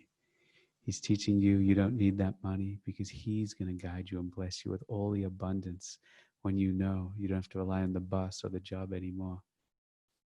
He's teaching you, you have health and resources within you. Find the good in it. See the whole setup and everything that happened to that moment was all Hashem calling forward a light within you you never imagined you have, because the fear is saying, no, there's no light, and the ego is saying, no, I don't have enough light, and the pain is saying, no, I'll always be abandoned, I'll always be a victim, and Hashem's laughing and saying, I'm calling for the real you who's strong, who's loving, who's creative, who's resourceful, who's unstoppable, Hishtavas, Shlemus, Emunah, Simcha, Ava, Rabba.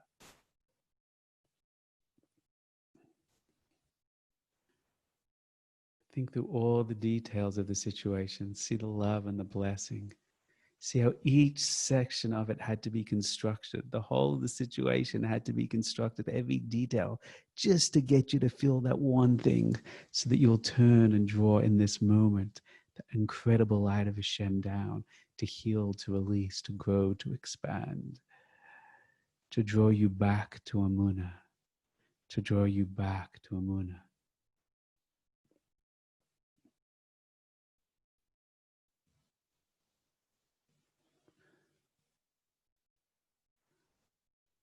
Emunah is not the response we have to our challenges to make them go away. Our challenges are there to draw us into Emunah, to go to Emunah,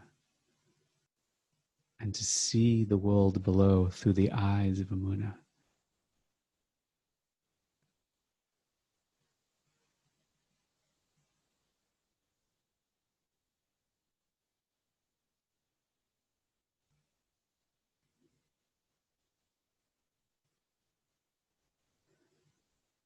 See if you can find joy. I want you to see right now if you could choose this. Can you choose it? Do you accept your mission, should you choose to accept it? To bring this on, to ride this through, to elevate this up. Do you see what he's calling out of you? Are you committing to drawing that out of you? You are not given a challenge. You don't have the unbelievable capacity to face, to confront, and to elevate. So Hashem's calling your bluff. Smile. Say thank you. Say bring it on. Don't desire to push it back anymore. Find the part of you that's saying no, no, no, I don't want it. And say yes, yes, yes. Together we can do it. With Hashem I can do it. With Torah I can do it. With Emunah and Devekas I can do it. With the Tzaddikim I can do it. I want you to spend one more minute right now in personal prayer. Don't beg Hashem for anything. He wants to give it to you. Ask with a full, open, confident heart. Believe with all your might. As the words come out of your mouth, they've already been heard and accepted. That's what the Zohar says to do. Pray like it's already been answered.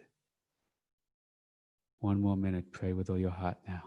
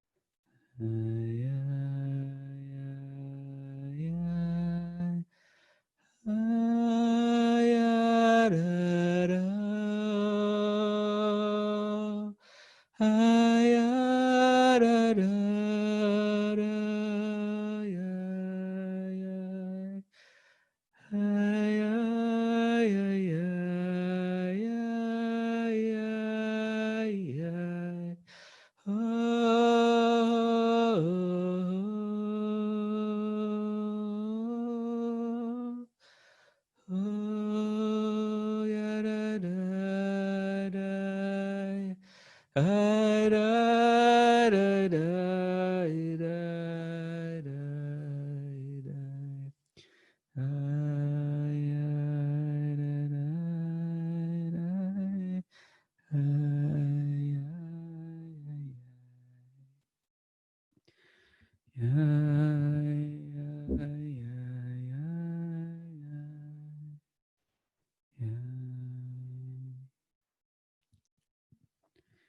Coming back down to your body, coming back now to where you're sitting, coming back down to this Zoom meeting. 10, 9, 8, 7, 6, 5, 4, 3, 2, 1. When you're ready and number 4, please open your eyes.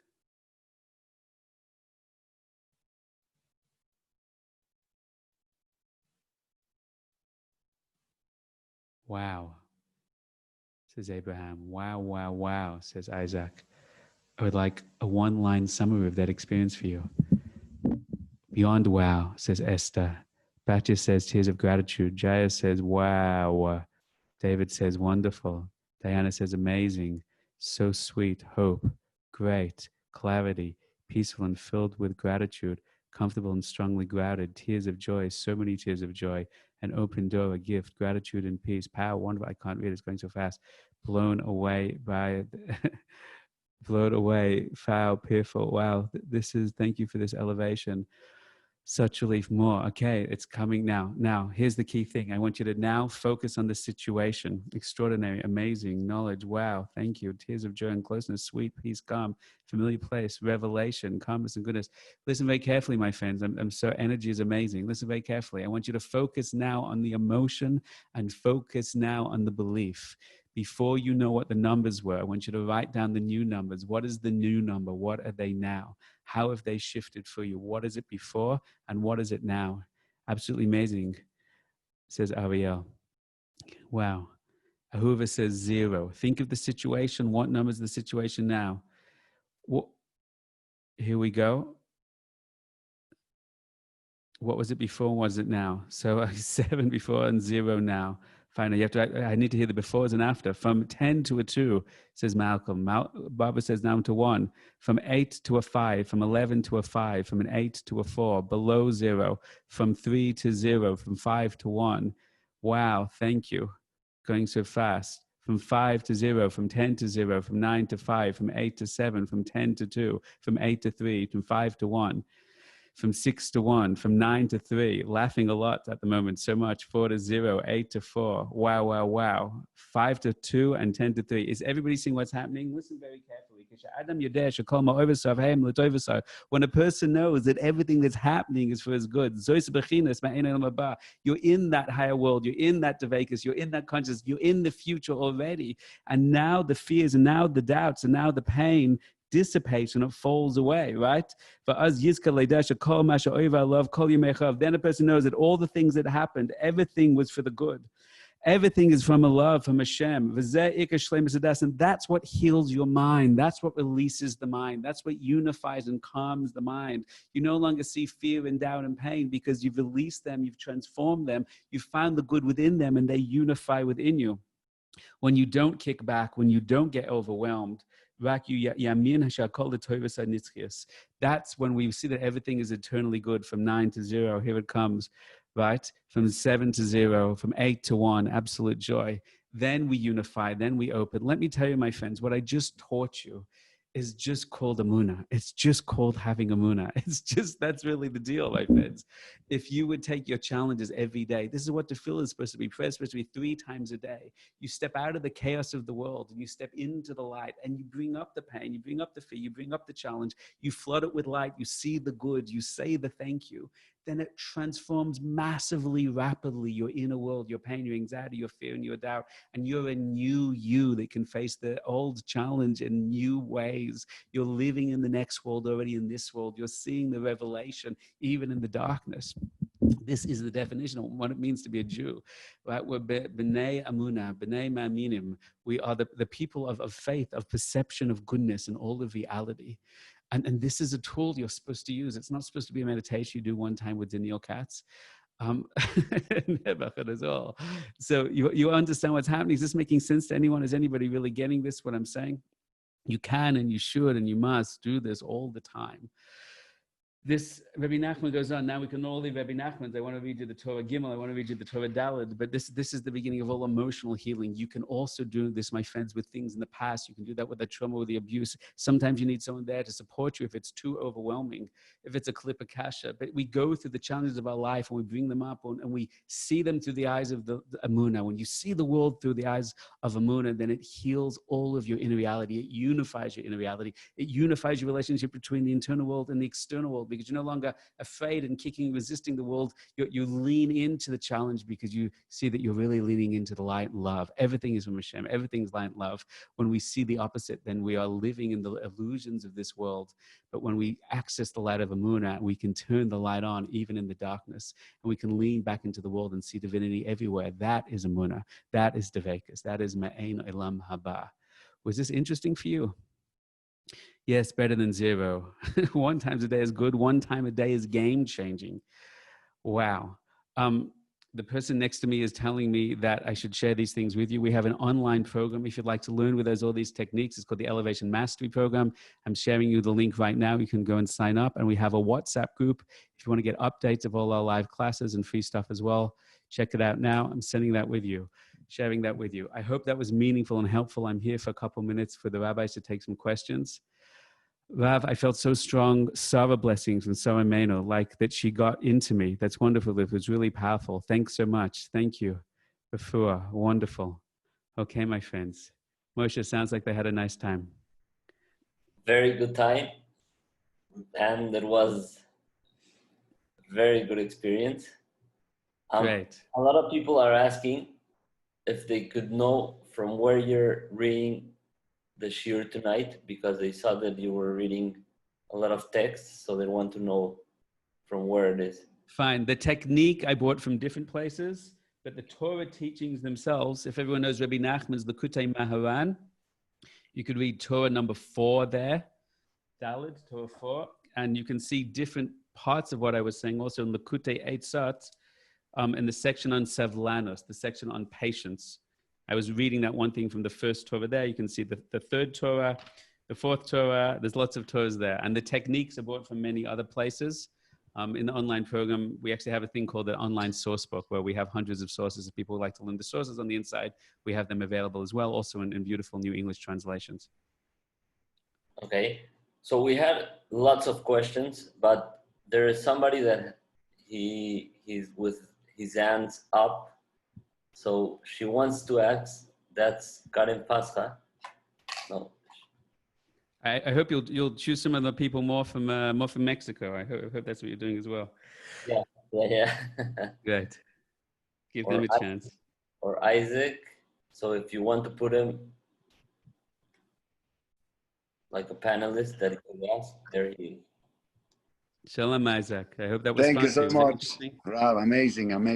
Thank you so much. One question. I think that when you grow, the challenge also grow. So how you deal with the dad and the dad of Sitra Hara with this relation? When you grow, the challenges grow, and the more the challenges grow, the more you have to dig deeper into the Vekas, dig deeper into Emunah. All of life is just, as Rebbe Nachman says, is bringing down das and drawing in more das and drawing in more Emunah.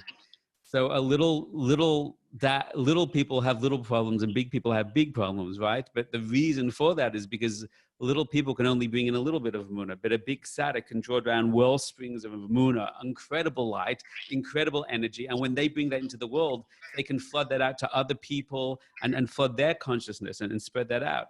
So the more challenges I face, the more Hashem loves me, and Hashem is imploring me go deeper and bring down more light into the world. So the difference between a tzaddik and a normal person is a tzaddik can face the challenges with more light and more confidence, creating more healing, more tikkunim, more birurim, more yichudim. And through that, we have to know that when we overcome challenge, we don't just affect our consciousness. We draw light and faith to the whole of the world. Certainly other people facing challenges feel that they have the willpower, the strength, the courage, the love, that their faith themselves just to push through. And they don't know where that came from. And that came because you did that. You don't know where yours came from. Yours came from Tzaddik did that, right? So the more challenges to face, the better we get at them, the more darkness we can turn to the light, the more that brings that possibility to the whole of the world. And that's how it works. Does that answer your question, Isaac? Yes.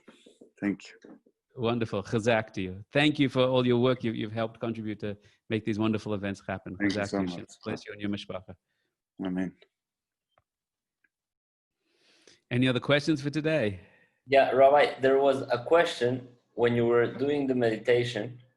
So somebody wrote, and I think it was a very interesting statement, that he thinks that nothing is coming towards him in his life, and he feels like he's part like of a chaos, like nothing. It's part of a what?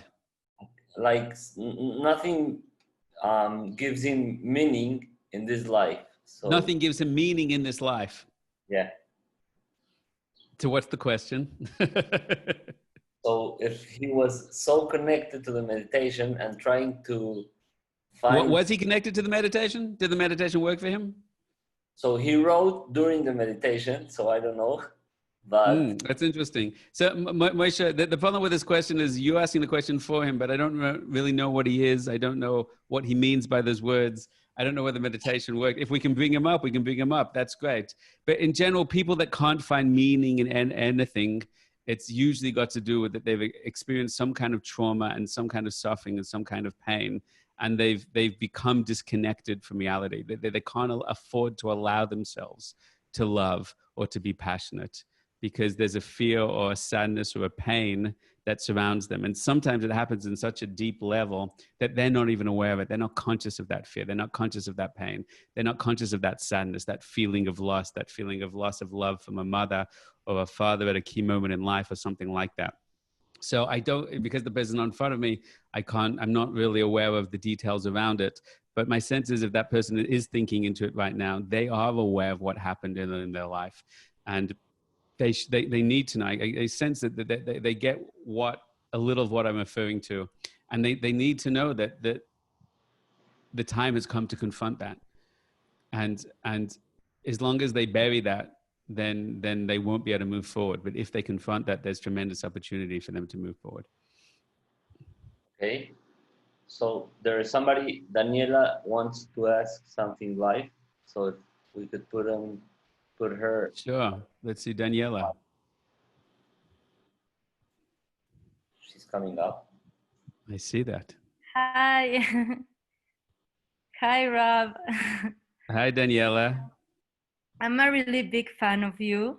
Thank you very much for all of your teachings. And wonderful. You're welcome. The thing is that like I feel this resistance with Judaism because like a lot of times I feel like it separates from all of the cultures, like from Hinduism or from Christianity or like, and I don't feel that is right. Like I feel like in the end everything is union, no? And I feel everything else it's like dogma. Like if you're speaking and reading words and you're not just focusing maybe on the silence, you're not in the reality. You're just with a lot of words. So my question is like, why does it feel like this? Maybe it's just me, but why does it feel like this? Like Judaism sometimes separates you. What part of Judaism, Daniela, do you feel separates you? Like, Do you feel what we did tonight was Judaism? Do you feel that we all separated ourselves tonight? No. That's So, why. so this was That's why Judaism. This I'm was a really big fan. this was Tikkun Amidas. This was Yichud Hashem. This was Emunah. Yes. This is Avos But Yisrael. sometimes, like, I'm talking more like if I'm Goy and I go to a Jewish temple, it's a little bit like sometimes they like it's not so easy to enter a temple and feel accepted if you're not Jewish. I don't get why you're starting your understanding of Judaism from an example of a goy walking into a temple.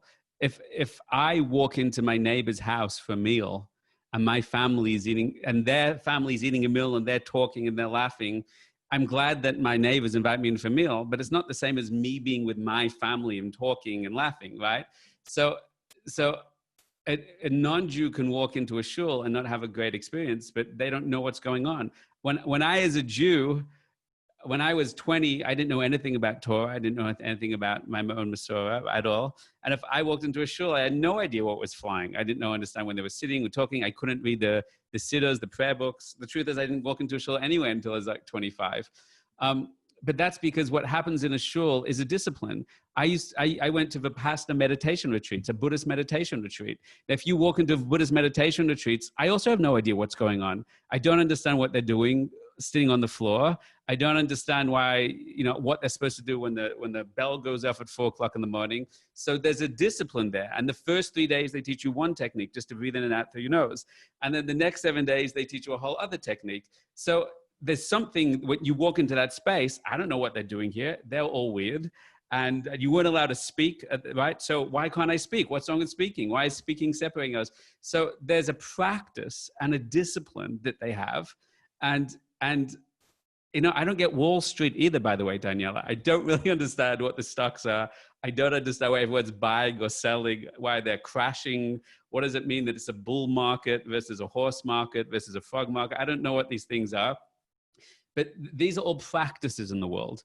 And if you walk into a shul and it's prayer, so you have to learn what that technique is. If you walk at a Buddhist meditation retreat, you have to learn what the technique is and what the tradition is and why don't we speak here. And so on that example, anything that you do well, right? Then other people have to learn that craft to get in. Shabbos for me is what brings our family together in the deepest way. Prayer for me is what allows me to connect to the whole of the world and elevate the whole of the world. When I think about mitzvahs, marriage is a mitzvah and family is a mitzvah. And in the Gemara says the definition of marriage is that you so commit to a person that you're forbidden for every other person in the world. But when I commit to my wife, I don't want to sound grotesque, but that means I can't go after any other woman. It means I'm committed to that wife. So isn't it separating me from the rest of the world? Well, the answer is it's separating me in some ways, but I'm committing to my wife and having the love, the depth of a love that only comes through profound commitment. So I can see some ways that I am separating, but that's causing me to grow. Some people, Daniela, are so addicted to Facebook and they're so addicted to money that they're actually disconnected from themselves and they're disconnected from love and deeper goodness. So sometimes you actually have to disconnect from the world to reconnect to yourself or to reconnect to your children. I have to disconnect from the world every day. I actually give my computer and my phone to my wife to hide so that I will stop doing what I'm doing, push out from the world to spend time with them. And when we meditate, we actually close off all our senses to disconnect so that we connect to Hashem in the deepest way. But the beauty about Judaism for me, Torah is not a path of negation, it's a path of elevation. We have one day a week when we separate into Shabbat and we don't listen to music, we don't answer our phones, we don't watch TV, no internet, and we only have love and we only have family and we only have meditation the highest way. But then Torah says, now go and work, right? Now go and be in the world. The path of Torah is a path of don't negate the world, but oscillate into engagement and deeper connection,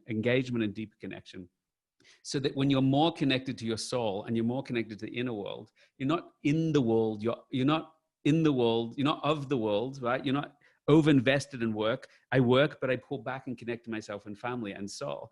You know, in intimacy between man and woman, Torah is a path that says intimacy is a very holy thing. There's times of personal connection and there's times of physical engagement, of making money. So Torah is always about, there's times for connection and there's times for disconnection, and both are necessary. So I don't know what your journey is, and I don't know what you've experienced of Judaism, of your own tradition. But for me, it's made me more connected to myself. It's made me more connected to my family. It's made me more connected to the people in the world, to love the world. And the essence of Judaism is an idea of Kedusha. Do you know what the word Kedusha means, Daniela? Yes. It means holiness. But in Kabbalah, the Ramchal says Kedusha means two things. It means to separate and it means to elevate. It's very interesting. When we separate from something, then we can see the goodness for what it really is, so that we can come back and engage in it in a deeper way. So Torah has those two dimensions in it. I can see that your soul comes from a very high place. It's called the world of Atzilus. Certain different neshamas come from different places. And you're a person that really connects to the unity and the connectivity. And we want to experience the oneness of everything. But Torah is about, there are times where we can connect to everything and everyone. Are you an empath? Do you know what an empath is, Daniela? Like you empathize or something like that? It means that you're very sensitive to other people's energy and other people's emotions. A lot. Yes. A lot, right? So that's a very beautiful thing. So you're very compassionate, you're very sensitive to those needs, right? It's a beautiful thing. It's also an exhausting thing, and it's also an unhealthy thing, right? Right? Because what happens, because sometimes what happens is we're so connected to so many people, it just wipes us out. And we can get hurt and we can get drained and we can connect to the wrong people in the wrong way at the wrong times. Do you know what I mean by that, Daniela? Yes. Sorry, I'm crying. These are good tears. So you see, Daniela, an empath knows, a sensitive person knows, the goal is not to connect to everybody all of the time, because that's unhealthy and that gets us hurt. It's not to connect to all the people all the time, everywhere. We have to know when to connect and who to connect. We also know how to have boundaries, to have ourself. We have to know how to protect ourselves, to strengthen ourselves. And we have to know when to have time for our inner connection, and then who to and when to and how to connect to the other world. On Shabbos, I connect to myself. 6 days, I connect out. My wife is who I connect with. Some students I connect with and don't connect with. And some food I connect with, some food I don't connect with. Torah is all about knowing when to connect, when to have unity, and when to have boundaries. And it's the harmony of boundaries and connection which make a truly integrated and healthy path. That's what Rebbe Nachman is saying. That's the shleimus of das, when it all comes together. Yes. What do you think of what I'm saying right now, Daniela? No, it sounds really like very logical, because like I feel I don't have boundaries. Like I'm very open all the time. And right. I don't know how to maybe limit myself. And can you think of it, a moment in your life when Hashem was telling you, you have to limit yourself to protect yourself? Can you think of a moment like that? Yes, but it's recent. Like all That's of my why life, it's I have been very, yes. That's why I said it, Daniela. Like I all of my life, I thought like being open to everything all the time, it was like the right thing to do. But until yes, it's like I'm finding clarity, so I think I have to like reshape a little bit, or have a little bit of form. Beautiful. That's beautiful. I have to tell you, we have to end now, but Torah is the path of emet, of truth, and the path of emet, of truth, the mystics say, is the middle path. It's the path at the center, right? There's a path of boundaries and connection, and there's a path there's a path of boundaries and limitation, and a path of expansion and connection. Which is the best one? Should we cut ourselves off from everything, or should we connect to people all the time? What is the best one, Daniela? the middle one, like not The middle one, right? the extreme. But I There are people always go that to the expansion. you always go to the extreme. And how do I know that? Because that's the question you asked. Why are we, the non-Jews, coming to a thing, and why are we disconnecting? So your question is hinting to your challenge. But the maturity that you have now and the tears show you that Hashem is prompting you to the center. And the Torah is about, you absolutely need to connect. Our goal is to find unity and connection with everything, but unity comes through boundaries. And the integration of them and the das and the consciousness to know when to have both is the gift that Torah wants to give you, Daniela. That to show when do I connect and when don't I connect? When do I love and when do I protect? Right? And it's the harmony of those two. And I get why intuitively it doesn't quite work for you, but your life lessons are telling you it's something I have to learn. Yes, of course. Okay, Hashem should bless you to have the clarity to live the middle path, and may the light of Torah guide you there in a very deep, meaningful way. Pleasure learning with you, Daniel. Thank You're welcome. you. Be blessed. Thank you, Rabbi. We have one more question that since yesterday, he's telling me that he wants to ask this question. Fine. I was going to say we should quit while we were ahead. So we'll do one more and then we'll wrap up. Yes, Moshe. One more, yeah. And Hi, Isaac, before you ask, somebody wrote me that if you have any technique that we could do this every day. Yeah, we have hundreds of techniques that we teach. I mean, you could do that techniques every day. Most people won't be able, they can watch the video and write it down, but there's many, many techniques in an online program that we teach. That's what we teach, many techniques. There's the Makava meditation is powerful. Yeshiva Das is powerful. The Devekas Ba'oisis is powerful. There's many, many wonderful techniques of Torah. And here's one you can try. You can see if that works for you. Okay. You could also check out that if you go to YouTube, there's a lot of free videos there. There's something called the Makava meditation, Makava. Merkava. Don't know if people, how their English writing is in Mexico, but that's a great meditation to do every day. We have hundreds of people in our online program, and a lot of them love the Makava meditation and practice that. So that's something to look into. Okay, our friend Isaac is here. Hi, Rabbi, you are something else. But I had one question something good else, right? Yes. Yeah. From the last session, when you say that when we do, you change my way to see Emunah. Emunah is like you can create things and positive things bringing to your life. But Emunah is Moshech. Emunah draws that thing into reality, right?